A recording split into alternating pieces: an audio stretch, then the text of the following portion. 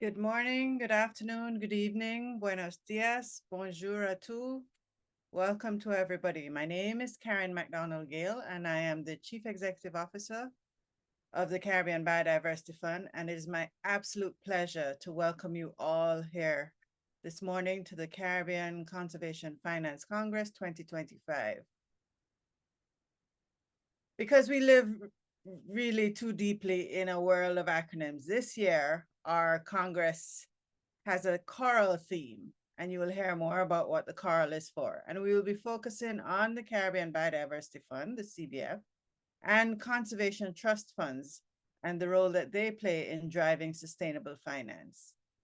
Over the next 2 days, we look forward to sharing with you some of the work of the CBF, particularly our conservation trust funds, and the work that we do most directly with the National Conservation Trust Funds. We've also invited over 25 special guests so that we can discuss and debate ideas for Caribbean development in conservation and conservation finance.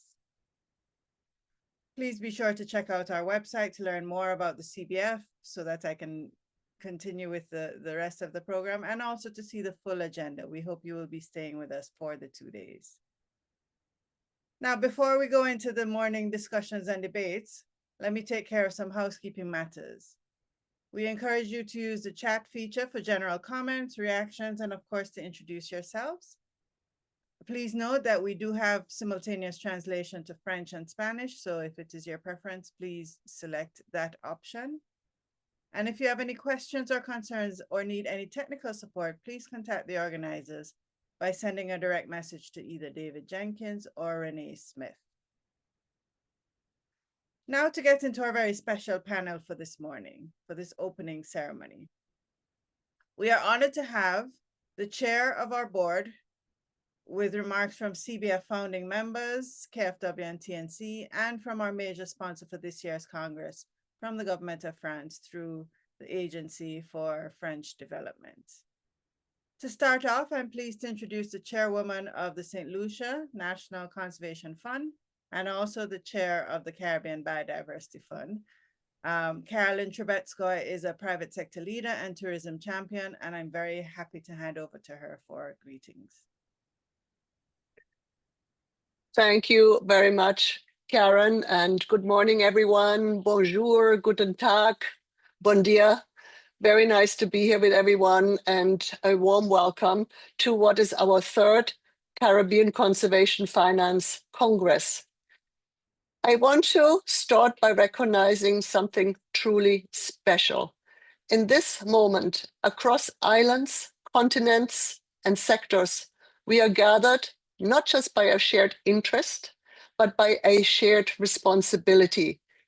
Whether you are a minister shaping policy, a fund manager stewarding resources, a community leader protecting mangroves, or a donor investing in our region's resilience, you are here because you believe in the power of working together.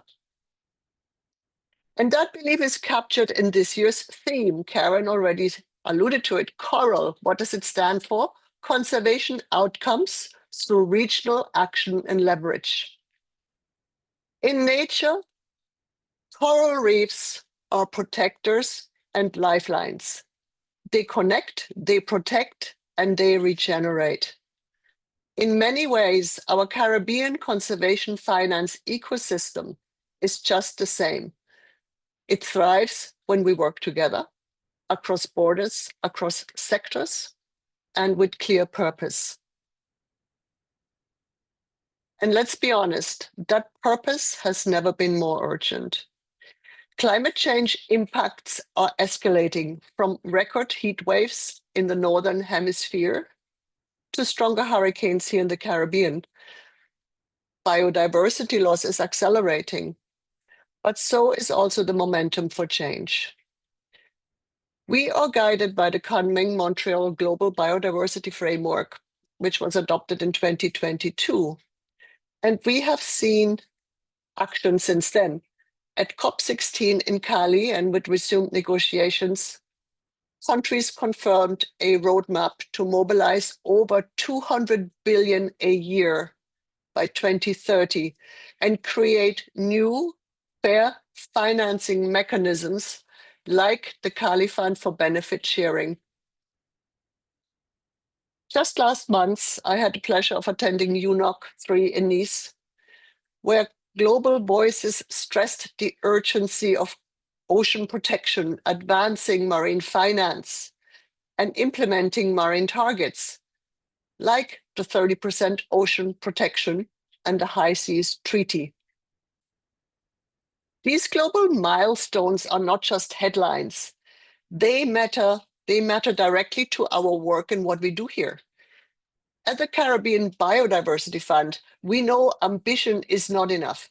We need infrastructure. We need equity. We need finance that is predictable, accessible, and resilient. That's where CBF, the Caribbean Biodiversity Fund, and our network of conservation trust funds play a vital role. Over the past decade, we built a system that translates global ambition into local results, from supporting protected areas to community-based conservation projects, from nature-based businesses to gender-responsive projects. But to meet the scale of what's ahead of us, we must be ready to evolve. For example, to explore blue carbon and debt for nature swaps, not as buzzwords, but as real tools for impact. To center local voices and traditional knowledge in how we fund and design projects. To develop financial tools that reflect the realities of small island developing states, not just what our global markets would expect. And to always remember, equity isn't an add-on to any agenda. It is the foundation of getting it right. Over the next 2 days, you'll hear what's working and what's not. You'll meet people who are experimenting, innovating, and succeeding against the odds sometimes. We want you to be challenged to think, but also to build. We want you to question, but also to collaborate. My hope is that you leave here not just more informed, but more aligned with each other and with the shared and urgent responsibility to steward our Caribbean's future. Therefore, on behalf of my board of directors of the Caribbean Biodiversity Fund, thank you for your time. Thank you for your courage, your collaboration, and your commitment. Let's get to work. Thank you. Thank you, Carolyn, so much for those very inspiring words. We are going to move straight ahead into the discussion or the next message, which is from one of our major donors, German Development Bank. They were not able to be here and join us in person, but I have been asked to read the following message. For many years, KfW Development Bank, on behalf of the German government, has supported the Caribbean Biodiversity Fund as a regional environmental fund and strategic partner in the long-term financing of biodiversity conservation in the Caribbean. Our collaboration with the CBF goes far beyond traditional project funding. Together with our partners, we have helped establish a regional financing architecture that now includes 11 national conservation trust funds and strengthens cross-border cooperation. In a region where ecosystems are ecologically interconnected and financial resources are limited, the CBF plays a crucial role, not only as a financial instrument, but also as a platform for dialogue, coordination, and capacity development. It fosters regional integration by aligning local initiatives with broader strategic frameworks, thereby amplifying the impact of individual actions. As we come together for this Congress, the urgency of delivering on the global 30 by 30 target is a central priority. Protecting at least 30% of the world's land and ocean areas by 2030 in the Caribbean will require strong partnerships, reliable long-term financing, and above all, shared ownership of the path ahead. By addressing key enablers like climate finance, circular economy models, or gender responsive conservation, this event offers a space to exchange ideas, highlight solutions, and build the trust and alignment needed to translate ambition into action. It would be great to use this opportunity of the third Caribbean Conservation Finance Congress to connect, share ideas, and inspire each other to keep moving forward. We wish you the best in your discussions. And this is from Mr. Frank Brozamlin. He's the Senior Portfolio Manager, Biodiversity and Natural Resources for the Latin American Caribbean Division at KfW Development Bank. And we thank him so much for taking the time to send a message to us. It is indeed a pleasure working with KfW. As you know, CBF has 3 projects and programs that works closely with KfW Development Bank. So we are very grateful for their support and continued engagement. They are also, of course, one of the founding members of the Caribbean Biodiversity Fund. And I'm now pleased to welcome our other founding member, which is the Nature Conservancy, to share some words. And for that, I'm pleased to hand over to Mr. Robert Brombaugh, who is the Executive Director of the Caribbean Division of the Nature Conservancy. Rob? Thank you so much, Karen. And Carolyn, I appreciate your words and our friends and partners in the German Development Bank as well. Good morning to everyone. I'm looking at the chat and I'm seeing just a marvelous collection of people and colleagues and friends in conservation from across the Caribbean, colleagues from the Nature Conservancy's Caribbean team, and so many others. So I am honored to be part of this opening session and excited for the conversation and important decisions and discussions to follow.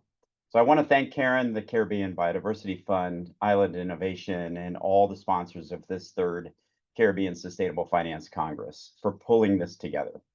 This is indeed a crucial moment to accelerate our work together and sharpen the focus on mobilizing the kinds of resources that will ensure that nature and people thrive together across the region. As Karen said, the Nature Conservancy is a founding member and a donor to the Caribbean Biodiversity Fund. The fund and its amazing architecture of national trust funds was created against the backdrop of a set of global goals set in 2010.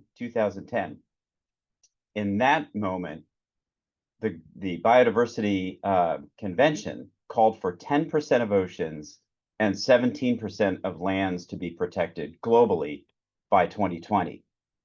So what does that look like? What happened?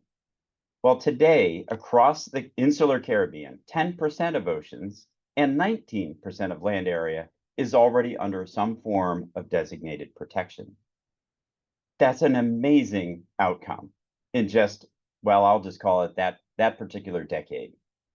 Many of the countries that took action and put lands and oceans under some sort of designated protection did so because of the sustainable financing architecture that CBF was bringing forward.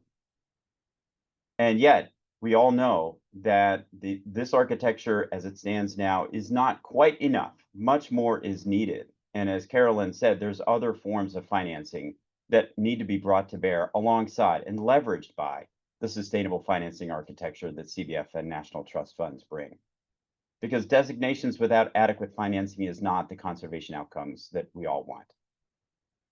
So today, fast forward to the decade we're halfway through now, the Kunming-Montreal Global Biodiversity Framework highlights, again, the urgent need to take action, to halt biodiversity loss, and indeed to reverse it, to have a more nature-positive future, not a future where nature is slowly declining. The new framework calls for 30% of oceans, lands, and freshwater areas to be effectively managed, whether through restoration, conservation, designated marine protected areas, or some other form of effective conservation. Funding must be mobilized and is being mobilized worldwide to support nations that set targets that collectively enable us to reach those global goals. The Caribbean region is a critical part of this global ambition. But more than being something that's just sort of part of global ambition, is unique on Earth. There is no other Caribbean. I sometimes say, everybody's heard of the Amazon. There's only one Amazon on the planet, and people are motivated by that uniqueness. The Caribbean is no different. It is the Amazon of the Atlantic in some ways. It has extraordinary biodiversity. It's noted for its endemism and its highly interconnected marine ecosystem. It must be protected and stewarded as a system, much like the Amazon for that matter. Regional prosperity is closely tied to the health of the natural systems across the Caribbean. And in many cases, improving the state of these systems is essential for continued growth and well-being. Tourism and fisheries are really clear examples of where the economic sector is reliant on nature being functional and intact and frankly well-managed. And that takes resources. But climate resilience also depends on intact ecosystems. Forested watersheds help to retain water and slow it during times of heavy rainfall. Coastal habitats serve as natural infrastructure that protects coastlines from erosion and flooding, and frankly, not just on stormy days, but every day. These systems need to be managed, just like every other part of our planet. So the Nature Conservancy has long championed and contributed to sustainable financing mechanisms. As I said, we're a founding member of the Caribbean Biodiversity Fund, something that I'm very, very proud of seeing. I was not directly involved in that, but I saw from other parts of the Nature Conservancy how the Caribbean was leading the world in setting up financing architecture like that. Mechanisms like these are intended not just to provide a baseline of funding, however, or all of the funding, but as a magnet for attracting additional resources, and specifically those directed at the Caribbean to address biodiversity loss. So two strong examples of impactful national level financing that happen because we have other kinds of mechanisms like national trust funds are the Barbados Nature Bond, or Blue Bond, that was closed in 2022, a collaboration between the government of Barbados, the Nature Conservancy, and the Inter-American Development Bank that mobilized $50 million in new financing, new private capital financing at that, for ocean conservation, with an aspirational goal of 30% ocean protection. More recently, the debt conversion for marine conservation in the Bahamas, which closed last year, also a collaboration between the government of Bahamas, the Nature Conservancy, Inter-American Development Bank, and other partners that played critical roles to bring that debt restructuring project together, mobilizes another $124 million. And importantly, the funds flow through the Bahamas Protected Area Fund. And that is part of this architecture that CBF really got started in and across the region. So it really is an architecture that extends far and wide, and I think we're just beginning to harness its full power. But that as an organization, the Nature Conservancy, with our local leadership and teams across the Caribbean, is committed to being a strategic partner with CBF, with nations, and other organizations and stakeholders to leverage the science, the technology, and indeed the innovative financial solutions that can help meet the challenges of the moment. Because we're all aiming at the same thing, which is a nature positive future. Karen, I thank you again, and I appreciate being part of this session. Thank you, Rob, so much for those really great words and really helping to direct our discussions. I've just come back from the Global Biodiversity Alliance Summits, where one of the phrases I used was, how do we get the commitments and the big number deals that we're hearing from the microphone to the ground and in the waters, and in particular in the Caribbean context, to make sure that these commitments specifically speak to what's needed for small island developing states.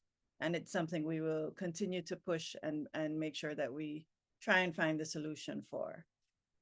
Now to one of our key partners at the CBF and a major sponsor of this Congress, the Caribbean Regional Architecture for Biodiversity, or CRAB project, was designed to contribute to the development of sustainable and sufficient resources for the conservation of ecosystems in the Caribbean region.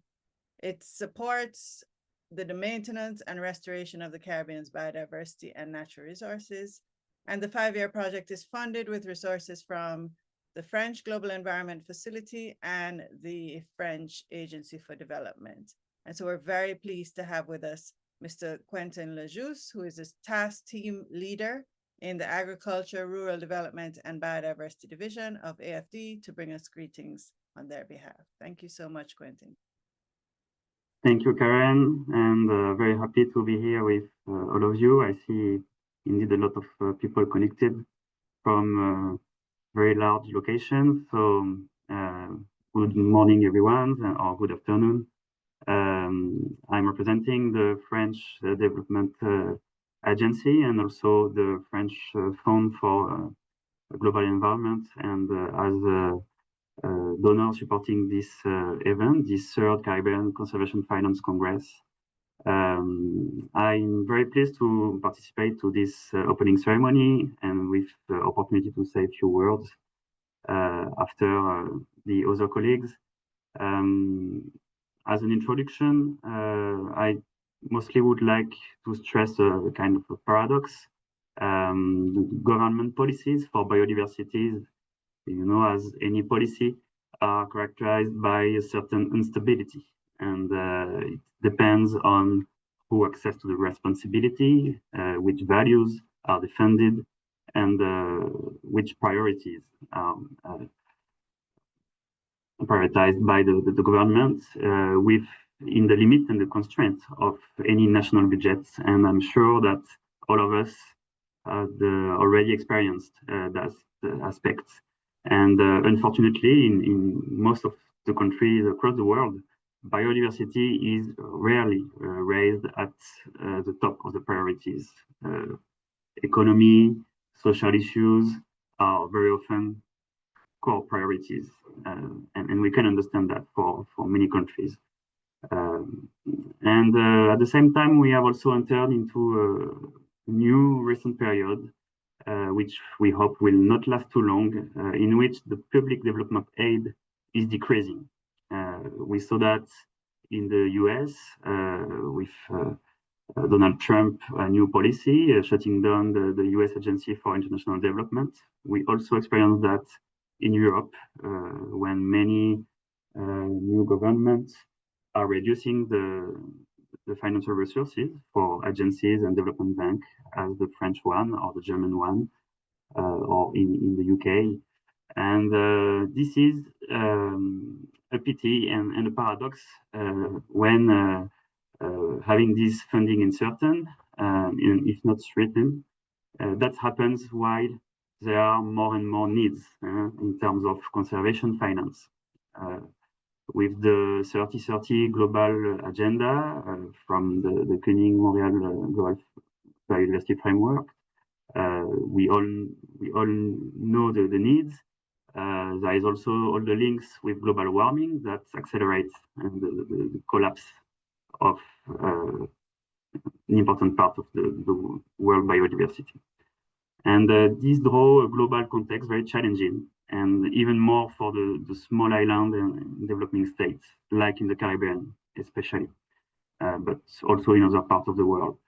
That shows either an increased vulnerability, whereas they are welcoming part of the most important hotspots of biodiversity, especially in terms of coastal and marine ecosystems.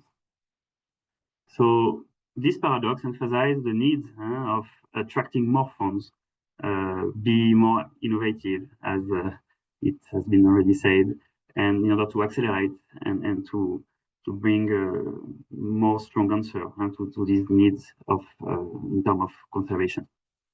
So I know that these 2 days of workshops will explore this option, and I'm very happy to that all of you could have that possibility.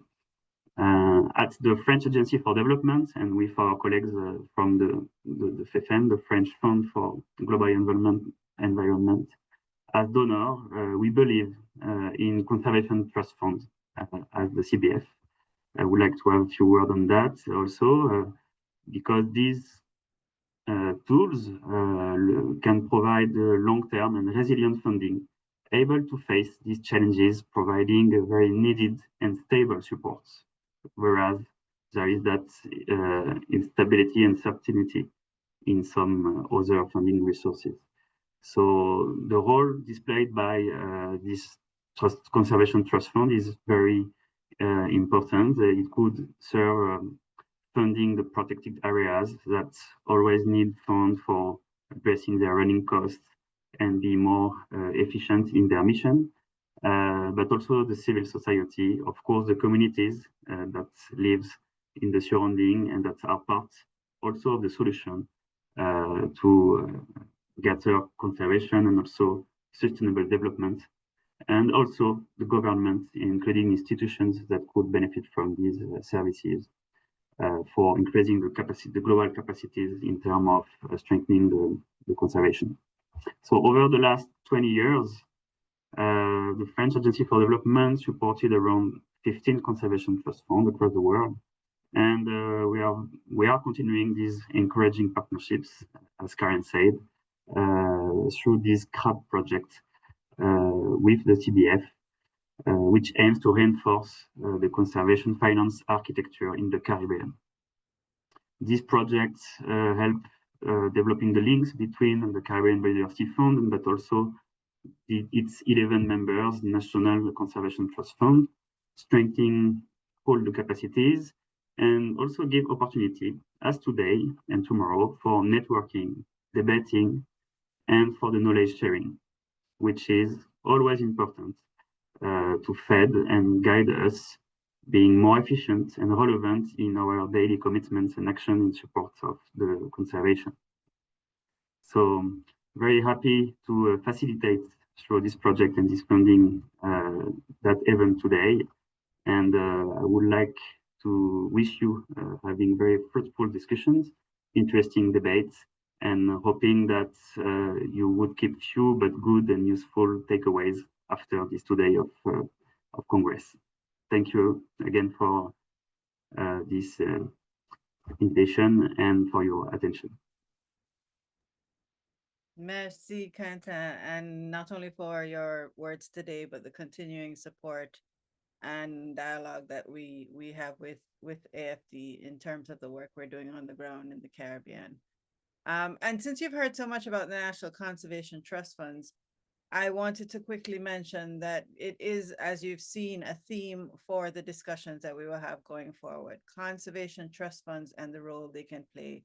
And indeed, the next panel is going to speak a little bit about conservation trust funds, particularly in small island developing states and in that context. In the same discussion in Guyana, one of the comments that I made was, even though Antigua is a lot smaller than the Amazon and Guyana at only 200 plus square kilometers, when we lose the Antigua racer species, we will lose it for the entire globe. And it's one of the things we want to make sure we emphasize, and one of the roles we play, or we hope the Caribbean biodiversity plays, as an ambassador for small island developing states and what makes sense in those small islands. The other idea that we have that we use for that is with the CBF at the regional level, we are hoping and working with national level conservation trust funds who are doing their own work on the ground in the countries, who tell us what makes sense for their countries in terms of conservation. And the dialogue on how we move forward and how we decide on programs and projects is based a lot on their feedback and their involvement. So we hope it's a solution that is long-term and that works long-term for the way going forward. With that, I'm going to move to our keynote speaker. We unfortunately do not have her in person, but I am going to give the introduction, and she has very kindly recorded a video for us. In June of this year, on the sidelines of the UN Oceans Conference, with support from the government of Grenada and the Pro-Caribe Plus project, the CBF was pleased to support the launch of a document entitled Action in Blue, Caribbean 30 by 30 Vision for the Ocean Political Declaration. Action in Blue is a bold Caribbean regional 30 by 30 vision and roadmap for the ocean, and reflects an urgent call by the Caribbean's political leaders to advance collective Caribbean advocacy aligned to the Kunming-Montreal Global Biodiversity Framework and the SDG, Sustainable Development Goal 14. And as I mentioned, the government of Grenada has been a leader and a champion in that process. I'm pleased to introduce Grenada's Minister of Climate Resilience, the Environment and Renewable Energy, who I first met in 2019 in Guab, which I know is her area of focus in Grenada. In 2018, the Honorable Karine James became the youngest individual appointed to the Grenadian House of Senate and the Commonwealth of Nations.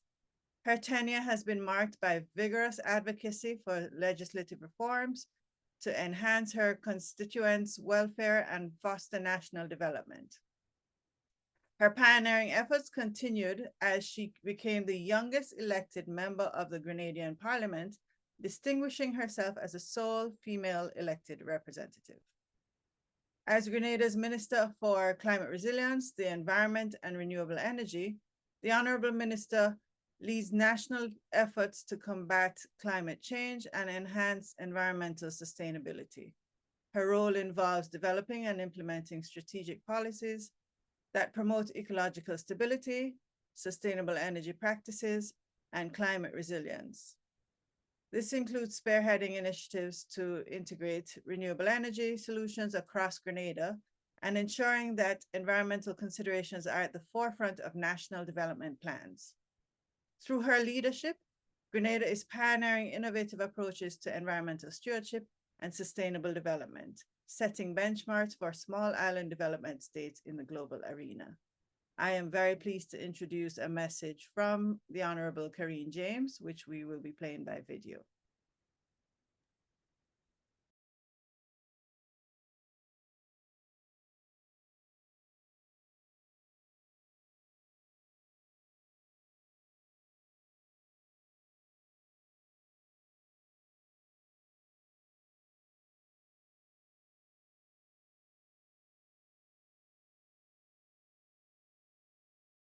Esteemed colleagues, partners, and friends, it is with deep appreciation and a sense of shared purpose that I join you, albeit virtually, for the 2025 Caribbean Conservation Finance Congress. I extend sincere thanks to the Caribbean Biodiversity Fund and the organizing committee for convening this forum and for the honor of inviting me to deliver this keynote address. This gathering is not merely timely, it is essential. At a moment when the Caribbean stands at the confluence of escalating climate risk, biodiversity loss, and constrained fiscal space, our collective efforts to redefine and scale conservation finance must rise to meet the urgency of the hour. The work of this Congress reflects more than technical exchange. It is a testament to the region's resolve to turn vulnerability into vision, fragmented initiatives into unified strategic action. Let us be clear. The success of our region's conservation agenda will not hinge on declarations alone, but on the mechanisms, the partnerships, and political will we mobilize to operationalize them. That is why this forum, bringing together funders, governments, scientists, community actors, and financial experts, is so vital. Because it is in these shared spaces that the architecture of our resilience is built. We are now in the decisive decade for biodiversity, and as small island developing states, our voices, actions, and partnerships must shape the global response. The 30 by 30 target, protecting 30% of the planet's land and ocean by 2030, is not just a statistic. For us in the Caribbean, it is a roadmap for resilience, and that roadmap must be paved with action, specifically action in blue. Action in blue means going beyond declarations. It means embedding ocean protection, blue economy growth, and sustainable finance into our national development strategies. It also means recognizing that ocean conservation is climate action and that the marine ecosystems surrounding our islands are not just beautiful, they are life-sustaining, economy-supporting, and community-protecting. At the third United Nations Ocean Conference, recently held in Nice, Grenada's delegation left with a sense of renewed global attention on the central role of our ocean in advancing the development agenda of our small island developing states. Commitments made to scale up investment in nature-based solutions, support locally led marine conservation, and enhance strategic partnerships with small island developing states give us both momentum and mandate. UNOC also allowed for a collective of Caribbean governments and partner champions to advocate strongly to the international community to point the compass to Caribbean SIDS. Grenada was proud to have co-hosted the global launch of the Action in Blue Declaration, endorsed by 14 countries and 13 partner organizations, the UNOC launch of the Ocean Coordination Mechanism, and a side event focuses on sustainable financing for SIDS. At UNOC, Grenada also shared a clear message to the international community. We called on international development partners, climate funds, and biodiversity initiatives to stand with the Caribbean and help us close the financing gap. Mechanisms like the GEF, the GCF, Adaptation Fund, and the new GBF Fund must prioritize and streamline access for SIDS. Blended finance, blue bonds, and debt for nature swaps also offer innovative paths forward but require enabling support. We reminded the international community that we cannot compromise with nature and the world cannot deliver an ocean declaration without considering the important role of small islands. Grenada, as we have done in the past with our leadership of the Caribbean Challenge Initiative, stands ready to continue the critical work of translating those global outcomes into tangible regional impact. Our region knows firsthand the devastating impacts of climate change.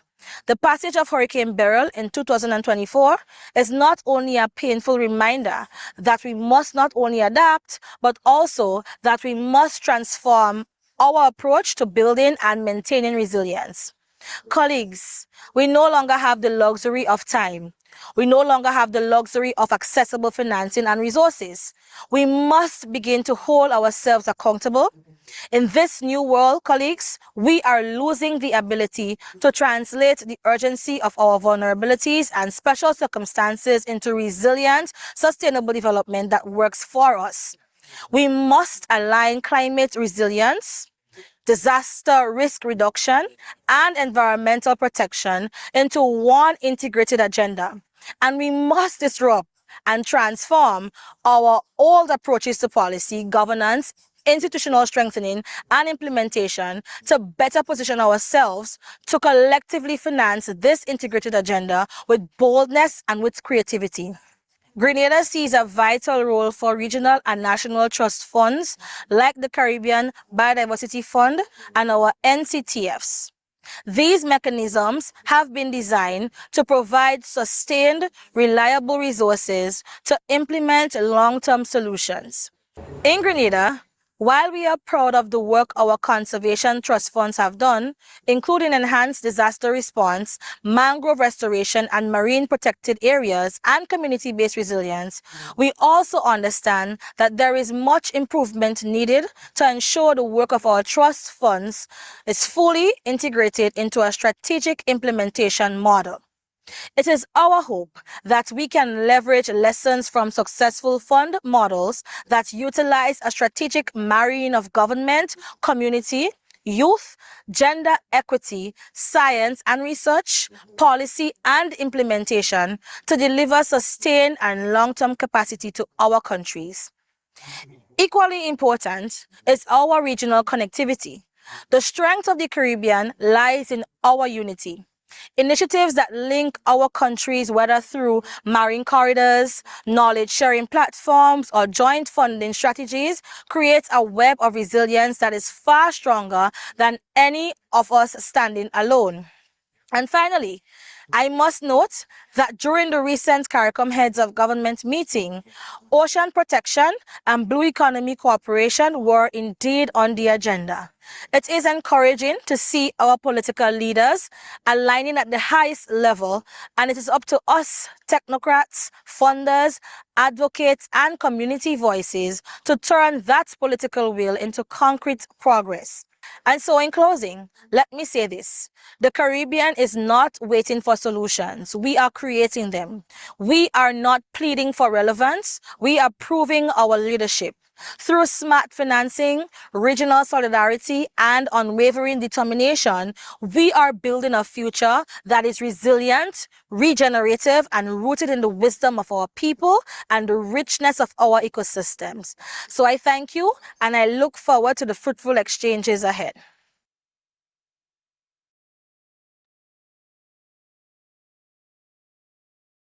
All right, so there's very little to say after a presentation like that. I first just to acknowledge the choice of words about us being bold in the region and being creative, and the need for coordination. And just to add that it is a mainstay of the Caribbean Biodiversity Fund, that whatever we're working on, the idea is to make sure we understand what's already happening in the region so that we are building on that. And the blue economy is one area that we have been doing that with through our Bluefin project. I also want to particularly thank, of course, the minister for her words, for bringing a little of the outside inside with us, lovely background, and to particularly express thanks to Ms. Safi Asani, who is a special envoy and ambassador for climate government of, for climate for the government of Grenada, and special advisor to the minister, who has been a true supporter of the CBF and for the Caribbean region. And we have been discussing a lot of the matters that you've heard the minister raise, the issue of coordination and working closely with our friends from the Organization of Eastern Caribbean States in terms of partnerships, as well as the Caribbean Community CARICOM, on some ways of moving forward. It really is important for us that what the minister says rings true and through all that CBF is doing. And it is a wonderful video message that I think, and I hope others will replay over and over. So with that, we have come to the end of the opening ceremony, but we do have some time for questions. I answered one already on crowdfunding and whether it was relevant. And I welcome others from you all in terms of moving forward. And while we wait on any questions or comments or thoughts that you have as we move forward with the Congress, I will go back to our panelists, who I invite to open their videos. And for each of them, just ask them to tell us a little bit, tell us one expectation that they have for this two-day Congress. And I will start with Rob, since I saw him open his camera first, Brumbaugh.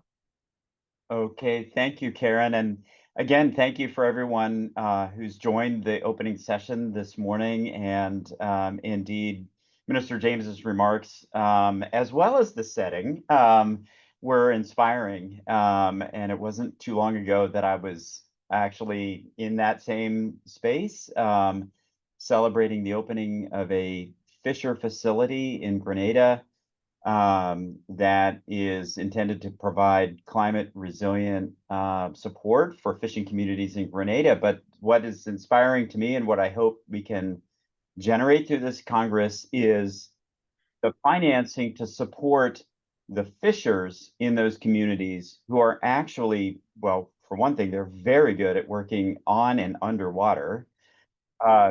That's who they are. And they are actually doing coral restoration. And the motivation for coral restoration and their effort is to make sure that those reefs adjacent to Grenville Bay in Grenada continue to provide the wave attenuation, the protection, and the resilience benefit that they depend on. So I'm excited that we're seeing the idea that a reef is natural infrastructure not just be spoken about by prime ministers and heads of state, but really embraced in communities across the Caribbean. And if we can find a way to connect that, I think, Karen, you said we have to get off the microphone and into the water in this case. I'm excited that we're starting to see that. And collectively, I hope we can show up in ways that help people do that kind of work, because it's so important to them very personally, and it's important for us across the region. Thank you, Rob. Yes, all very correct. And yeah, for me, it's so important that what we're doing makes sense to those who are fishing the waters, tilling the land, really trying to make their living on what they've always made their living on. And things are changing, and it's important that we are thinking about what works for the Caribbean region and what we implement. So thank you for that. Kanta, for you, your one expectation from the Congress? Yes, as expectation, and I have been touched by also the word of the minister.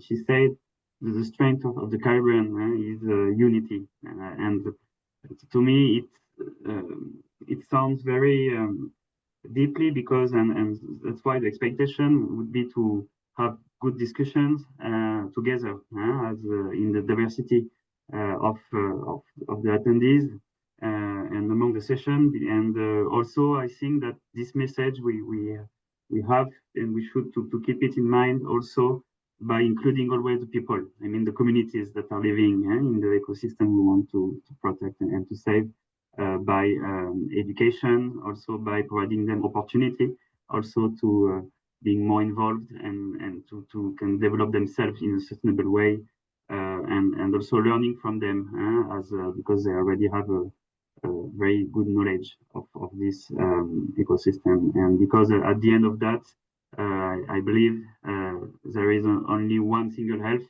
one nature, and of which we are all parts and taking part of this same planet. So just having that good spirit during the discussions, and hoping you would discuss and find very nice synergies and a new opportunity for the future. Thank you, Kanta. And indeed, with partners such as AFD and TNC, I think we have, and KFW, we are far along in that process. So it's a really good start. I wanted to mention to Rob's comment as well that CBF does have a Coral Health Forum, and I'm going to ask the CBF staff to put some of the information in the chat. We are trying to do our part again in terms of coordination. There's a lot happening with coral reef restoration, and a number of partners, and I always say that there's always more to be done. There's always room for us to work together. So please check out the Coral Health Forum and let's have some of those discussions there. I'm going to move to my chair for her expectations for the Congress. And I get to have the last word, apparently. So let me just say, as a private sector person, I want to highlight also that I always try to put my actions where my words are. And we actually have our own coral reefs at our business. And it gives me great pride to see that we can participate and also learn from what is actually a very complex and complicated process, to really bring about change for our coral reefs. Do I have expectations? I have always many expectations, so there is not just one expectation, but having now, observed and participated in the conservation field for a number of years, it always strikes me as interesting that we don't talk enough with each other. And for me, a Congress of this nature, it really gives us an opportunity to learn also what everybody is doing. And I would encourage participants to not only listen, but also share what in fact they're involved in. Because what often holds us back is this duplication of effort. So if we actually understand better what we're all doing and we can find ways to align ourselves, I think we have a much better chance to bring about change quicker and more effectively. As the chair of the St. Lucia National Conservation Trust Fund, I think this Congress hopefully will also showcase the great work our conservation trust funds can do in the region. And it would be my hope that our public sector partners, anybody from governments that are listening in, also contemplate the opportunities that may exist to work together with these conservation trust funds. And lastly, of course, if there is any foundation or anybody out there that wants to pledge finance for any of the amazing initiatives that we may present during the 2-day Congress, that would give me the greatest pleasure. On that note, I wish everybody a great Congress. Thank you so much. And that's my chair doing her job, looking for funding and ever more funding for the CBF. Thank you very much, Madam Chair. I did see one question in the box. Let's see. Thank you to the CBF and its partners for this ongoing dialogue over several years. Can we engage this network to formally obtain information and expertise to develop case studies for our students, especially in sustainable finance and management courses that allow for education for sustainable development to properly be integrated into what we teach? The very quick answer is yes, of course. And we are happy to give you more information. We are working on our website, being a real hub of information. And there are a number of other key sites for conservation finance information. Of course, TNC also has an amazing data database, as well as mapping services, etc. So I encourage you to look through both. And we are happy to talk to you more in terms of thinking through what students might need on both ends. But yes, most definitely, we would like to, as I think the minister mentioned, encourage youth involvement, figure out how that next generation answers the questions we did not do so well at answering early, so that we are hopefully ahead of the game. With that, I thank you, my panel, for being present this morning, for taking the time to bring greetings. I hope you will stay for the discussions that will continue now. Moving forward, we will move from this session, which will end, to a short break so that everybody can stretch their legs, and come right back for the discussion with conservation trust funds and small island developing states in just about 15 minutes. So we welcome you back for that discussion, and thank you all for joining us for this opening session. Thank you, Karen. Thank you all. Thank you.